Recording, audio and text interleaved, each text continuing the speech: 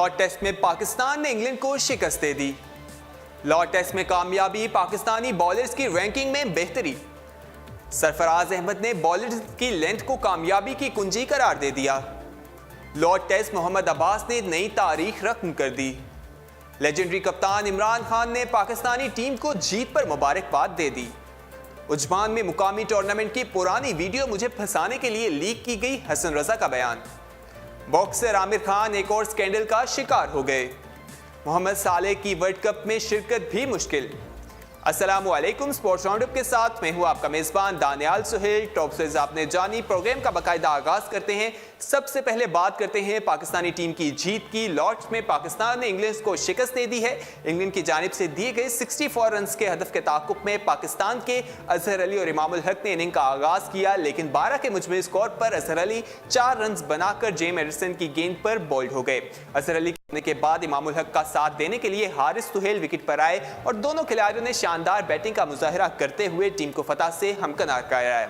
हारिस सुहेल ने चौका लगाकर मैच का खात्मा किया। हारिस सुहेल 32 गेंदों पर 39 और इमामुल हक 18 रन बनाकर नाकाबिले शिकस्त रहे। पाकिस्तानी टीम ने काफ़ी ज़बरदस्त खेला था। अगर हम बॉलिंग की बात करें, बॉलिंग भी काफ़ी पाकिस्तान की ज़बरदस्त रही। बैटिंग भी पाकिस्तान ने पहली इनिंग जो है उसमें इंग्लैंड ने खेला और 184 रन बनाए, जिसके बाद पाकिस्तान ने अपना जो स्कोर था वो 363 रन बनाए, जिसके बाद लग ये रहा था कि तीसरे रोज़ ही मैच खत्म हो जाएगा। लेकिन कुछ इंग्लिश बैट्समैन थे जो क्रीज पर जम गए थे और उन्होंने पाकिस्तानी बॉलर्स को थोड़ा टफ टाइम दिया, लेकिन उनका जो मार्जिन था, स्कोर था, वो 242 रन तक ही वो रह सके। लेकिन उसके बाद जो पाकिस्तानी टीम को टारगेट दिया गया वो 64 रन का था, जिसको पाकिस्तानी टीम ने एक विकेट के नुकसान पर बासानी पूरा कर लिया था। पाकिस्तान टीम काफ़ी ज़बरदस्त खेली है, बैटिंग भी और बॉलिंग भी, और कहा जा रहा था जो नई टीम के साथ हम जा रहे हैं तो मुश्किल होगा, लेकिन ऐसा नहीं था। हारिस सुहेल जो है उन्होंने भी काफ़ी ज़बरदस्त खेला। हारिस सुहेल ने दोनों इनिंग्स जो खेली हैं, पहले में भी उन्होंने भी 39 रन बनाए, जो दूसरी इनिंग थी उसमें भी 39 रन बनाए, लेकिन वो नॉट आउट रहे। इसी तरह अगर हम अजहर अली की बात करें तो अजहर अली पहली इनिंग में 50 करने में कामयाब रहे थे, लेकिन दूसरी में सिर्फ वो 4 रन बनाकर पवेलियन वापस लौट गए थे। और इमामुल हक जो है उन्होंने भी पहली इनिंग में 4 रन बनाए थे, लेकिन जो उसके बाद जो उन्होंने इनिंग खेली उसमें 18 रन बनाए और वो नॉट आउट रहे थे। तो काफ़ी ज़बरदस्त खेली, बैटिंग भी हमारी ज़बरदस्त थी। और बॉलिंग की तरफ अगर आ जाएं तो काफ़ी ज़बरदस्त मोहम्मद आमिर जो है उन्होंने पहली इनिंग में 1 विकेट हासिल की, लेकिन जो दूसरी विकेट इनिंग थी उसमें उन्होंने 4 प्लेयर्स को आउट किया। इसी तरह मोहम्मद अब्बास की बात करें तो उन्होंने दोनों इनिंग्स में 4 प्लेयर्स को आउट किया और काफ़ी ज़बरदस्त मोहम्मद अब्बास ने बॉलिंग करवाई है। और इसी तरह पाकिस्तान में हसन अली जो है उन्होंने पहली इनिंग में 4 विकेट्स हासिल की, लेकिन दूसरी इनिंग में वो कोई विकेट भी हासिल करने में कामयाब नहीं रहे। फहीम अशरफ जो है उन्होंने 1 विकेट हासिल की थी और शादाब खान जो है वो भी 2 विकेटें हासिल करने में कामयाब रहे थे। आगे बढ़ते हैं और बात करते हैं लॉर्ड टेस्ट में कामयाबी, पाकिस्तानी बॉलर्स की रैंकिंग में बेहतरी आ गई। पाकिस्तान और इंग्लैंड का लॉर्ड्स में खेले जाने वाला टेस्ट मैच खत्म होने पर इंटरनेशनल क्रिकेट काउंसिल ने नई टेस्ट रैंकिंग जारी कर दी है। मैच में 8 विकेटें लेने वाले मोहम्मद अब्बास की बॉलिंग रैंकिंग में 9 दर्जे बेहतरी आई है और वो 39 से 20वें नंबर पर आ गए हैं। इसी तरह 5 विकेटें लेने वाले मोहम्मद आमिर 5 दर्जे बेहतरी के बाद 32वें और 4 विकेटें लेने वाले हसन अली 26 दर्जे की तरक्की के बाद जो है 61 पोजीशन पर आ गए हैं। बल्लेबाजों की दर्जबंदी में पाकिस्तान के असद शफीक, हारिस सुहेल और बाबर आजम की रैंकिंग में भी बेहतरी आई है, लेकिन तीनों बैट्समैन बदस्तूर 50वीं पोजीशन से भी नीचे हैं। अभी जो 50 है उससे नीचे है पाकिस्तानी बैट्समैन की जो रैंकिंग है। इस तरह इंग्लैंड की जानिब से 70 रन की इनिंग खेलने वाले लेस्टर कुक की रैंकिंग में भी एक दर्जा बेहतरी आई है और वो 16 से 15वीं पोजीशन पर आ गए हैं। इसी तरह लॉर्ड टेस्ट के बाद टीम रैंकिंग में कोई फर्क नहीं पड़ा, अलबत्ता दूसरा टेस्ट मैच जीतने के बाद पाकिस्तान 7वीं से 5वीं और इंग्लैंड जो है 5वीं से 7वीं पोजीशन पर चला जाएगा। अगर सीरीज बराबर रही तो फिर दोनों टीमों की रैंकिंग में कोई तब्दीली नहीं आएगी। पाकिस्तान और इंग्लैंड के दरमियान दूसरा टेस्ट मैच 1 जून से लीड्स में खेला जाएगा। इस हवाले से देखना है कौन सी टीम जीतती है। अगर पाकिस्तान जीत जाता है तो पाकिस्तान 7वें नंबर से 5वें नंबर पर चला जाएगा और अगर इंग्लैंड जीत जाता है, दोनों सीरीज ड्रॉ हो जाती हैं, तो पोजीशन पे कोई फर्क नहीं आएगा।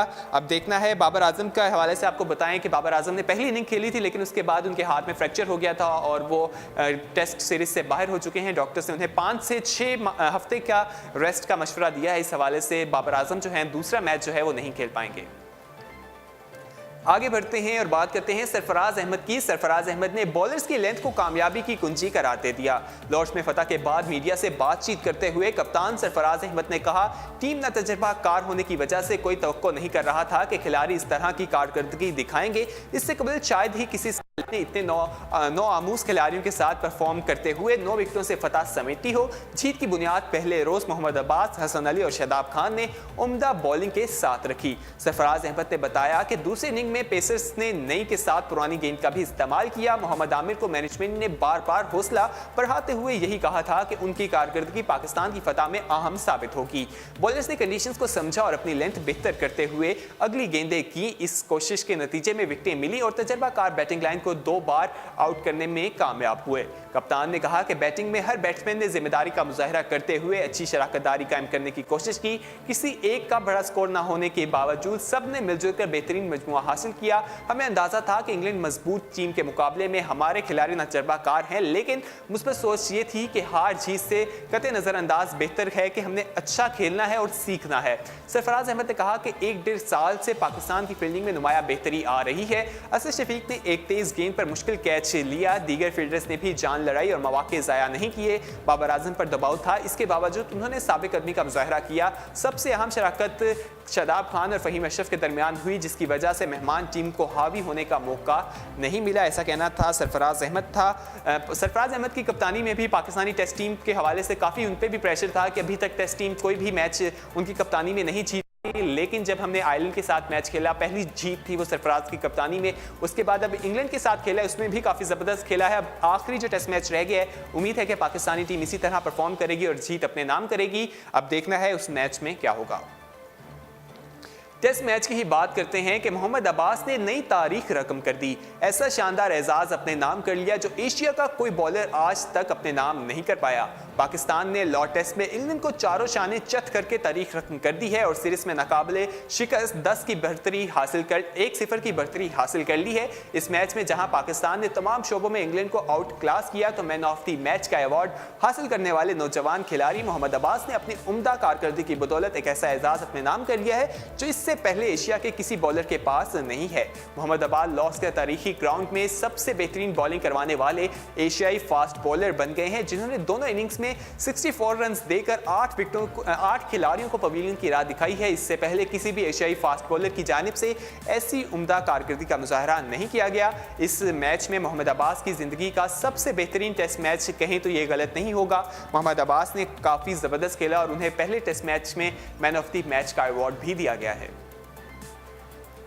आगे बढ़ते हैं और बात करते हैं लेजेंडरी कप्तान इमरान खान ने पाकिस्तान टीम को जीत पर मुबारकबाद दी है। अजीम क्रिकेटर ने ट्विटर में दिलचस्प बात भी कर डाली। कौमी टीम के साबिक कप्तान इमरान खान ने भी कौमी टीम को लॉर्ड टेस्ट में शानदार कामयाबी पर मुबारकबाद दी है। सोशल मीडिया की वेबसाइट ट्विटर पर अपने पैगाम में इमरान खान का कहना था कि पाकिस्तानी टेस्ट टीम को लॉर्ड्स में इंग्लैंड के खिलाफ शानदार कामयाबी पर बहुत मुबारकबाद पेश करता हूँ। ये वो टीम थी जिसे शायद ही किसी क्रिकेट माहिर ने इंग्लैंड को हराने के लिए फेवरेट करार दिया था, और वो भी इतने शानदार मार्जिन से। ये एक बेहतरीन टीम परफॉर्मेंस थी। आखिरी बार जब मैं कराची एयरपोर्ट लैंड किया था तो पाकिस्तान चैंपियन ट्रॉफी जीता था और आज लॉर्ड टेस्ट ग्राउंड में पाकिस्तान ने कामयाबी समेटी है। आगे बढ़ते हैं और फिक्सिंग के हवाले से बात करते हैं। उस्मान में मुकामी टूर्नामेंट की पुरानी वीडियो मुझे फंसाने के लिए लीक की गई, ऐसा कहना है हसन रजा का।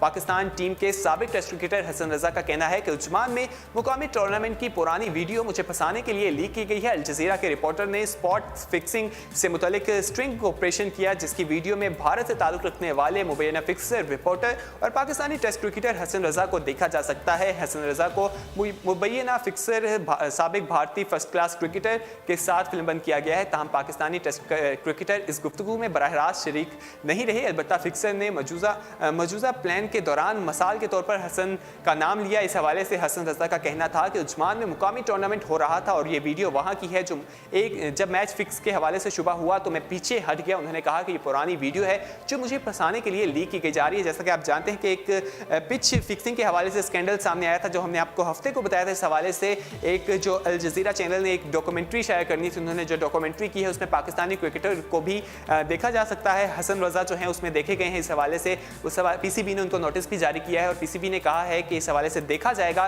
कि क्या सूरत हाल है। और इस हवाले से हसन रजा ने कहा कि वो पीसीबी से उन्होंने इस हवाले से कोई एनओसी नहीं लिया था, क्योंकि वो पीसीबी के सेंट्रल कॉन्ट्रैक्ट में शामिल नहीं है, तो इसलिए उन्हें इस चीज़ की इजाज़त नहीं थी। लेकिन दूसरी तरफ पीसीबी का कहना है कि इस मामले का जायजा लिया जाएगा, उसके बाद ही फैसला किया जाएगा। इसी हवाले से बात करें तो फिक्सिंग स्कैंडल में 2 ऑस्ट्रेलियाई क्रिकेटर भी भी मुलविस निकले हैं और उस हवाले से भी कहा गया है कि वो भी जो मैच खेला गया था मार्च 2017 में, उसमें जो फिक्स किया गया ऑस्ट्रेलियाई खिलाड़ियों के नाम भी सामने आए हैं, लेकिन उस डॉक्यूमेंट्री में उनके हवाले से नाम नहीं बताए गए, उनके कुछ शनाख्त नहीं जाहिर की गई। इस हवाले से जो कहा जा रहा है, जो ऑस्ट्रेलियाई बोर्ड है, उन्होंने कहा कि जब तक उनका नाम जाहिर नहीं किया जाएगा उस टाइम तक कोई भी इस तरह की जो है कोई भी करप्शन के हवाले से उनके खिलाफ कोई भी किस्म की कार्रवाई नहीं की जाएगी। इस हवाले से अब देखना है कि मजीद आगे क्या पेशरफ्त होती है। आगे बढ़ते हैं और बात करते हैं, बॉक्सर आमिर खान एक और स्कैंडल का शिकार हो गए। पाकिस्तानी निजात बरतानी बॉक्सर आमिर खान एक और स्कैंडल का शिकार हो गए हैं। सोफिया बाहमी नामी खातून ने इल्जाम लगाया है कि आमिर खान ने शादीशुदा होते हुए भी उनके साथ ताल्लुकात कायम किए। पाकिस्तानी निजात बरतानवी बॉक्सर आमिर खान की जिंदगी से मुश्किलात खत्म होने का नाम ही नहीं ले रही। गुज़श्ता बरस अहलिया फरियाल मखदूम से अलहदगी के स्कैंडल से आमिर खान अभी बाहर निकले ही थे कि एक और स्कैंडल का शिकार हो गए। लंदन से ताल्लुक रखने वाली 22 साला ब्यूटिशियन सोफिया हमानी ने आमिर खान पर इल्जाम लगाते हुए कहा कि आमिर खान ने अपनी बेटी की पैदाइश के महज 17 रोज बाद उनके साथ ताल्लुकात कायम किए। सोफिया का कहना था कि वो आमिर खान से रवा माह की इब्तिदा में लंदन क्लब में मिली थी, जहां वो दोनों होटल में चले गए थे। बाद अज़ां आमिर खान ने उन्हें 20 यूरो की रकम देकर घर भेज दिया। हालांकि ये जगह लंदन से 8 मील की दूरी पर वाक़ थी और वहां से किराया 50 यूरो बनता था।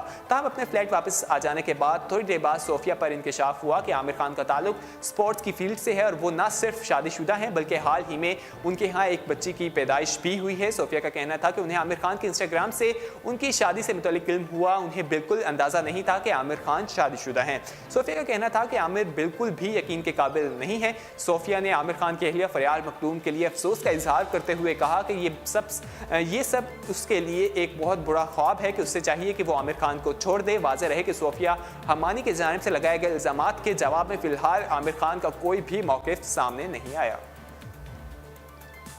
आगे बढ़ते हैं और आखिरी खबर को स्पोर्ट्स राउंडअप का हिस्सा बनाते हैं और बात करते हैं फुटबॉल की। मोहम्मद सालेह की वर्ल्ड कप में शिरकत भी मशकूक। रॉयल मैड्रिड के खिलाफ चैंपियन लीग के फाइनल में इंजर्ड होने वाले लिवरपूल के मिस्ट्री स्ट्राइकर मोहम्मद सालेह की वर्ल्ड कप में शिरकत भी मशकूक हो गई है। इंग्लिश क्लब के मैनेजर नॉर्गन ग्लोब के मुताबिक सालेह कंधे में चोट आ जाने के सबब शदीद किस्म की इंजरी का शिकार हो गए हैं और वो शायद ही आइंदा माह रूस में शेड्यूल वर्ल्ड कप में शरीक हो पाएँ। उन्होंने मजीद बताया कि उनकी इंजरी की नौई शदीद है, उन्हें फौरी तौर पर एक्सरे के लिए मुकामी अस्पताल भिजवाया गया था। हमने फाइनल में न सिर्फ एक आम खिलाड़ी को खोया बल्कि अब मिस्र भी वर्ल्ड कप में अपनी कीमती प्लेयर्स के साथ मुयस्सर नहीं हो पाएगा। मुझे उम्मीद है कि शायद ऐसा ना हो, वो इंजरी जो है उनकी रिकवर हो जाए। उनका ऐसा कहना था। वाज़ेह रहे कि मिस्र ने 1990 के बाद पहली बार वर्ल्ड कप के लिए क्वालिफाई किया है, जहां ग्रुप ए में उसका मुकाबला यूरुग्वे, सऊदी अरब और मेजबान रूस से होगा। इसी के साथ स्पोर्ट्स राउंडअप अपने इख्तिताम को पहुंचता है। मजीद खेलों की खबरें जानने के लिए विजिट कीजिए हमारी वेबसाइट urdu.com। अल्लाह हाफिज़।